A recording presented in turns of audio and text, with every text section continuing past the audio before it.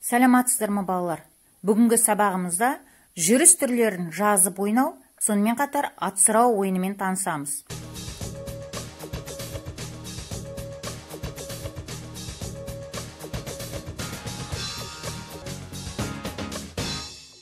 Төмендегі жағдайда жүріс бастаушыдан. Бастаушының жалғыз ғана жүрісі бар.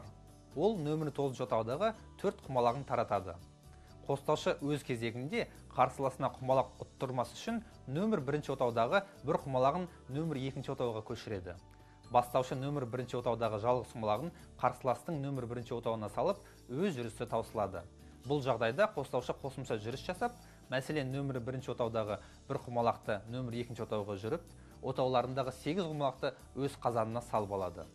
Бұл жағдайда ойын аяқталған болып есептеледі де, қазандағы құмалақтар саналады.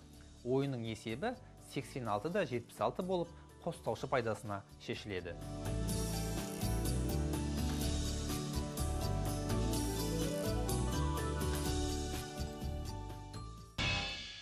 Жазып жүрудің екі түрлі тәртібі бар.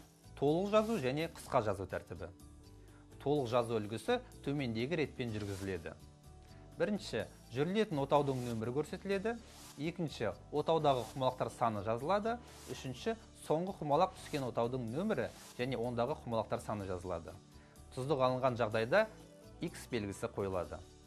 Қос нүкте табысты жүрісті, ал сызықша жай жүрісті бейнелейді. Мысалы, 1, 79 қос нүкте 610, 79 қос нүкте 610. Екінші жүріс 510 сызықша 511, 910 қос нүкте 912. Үшінші жүріс 111 қос нүкте 212, 810 қос нүкте 814. Төртінші жүріс 231 қос нүкте 512, 92 қос нүкте 13x. Қысқа жазу үлгісінде тек отау нөмірлері ғана көрсетіледі. Мәселен, бірінші жүріс 76-76, екінші жүріс 55-99.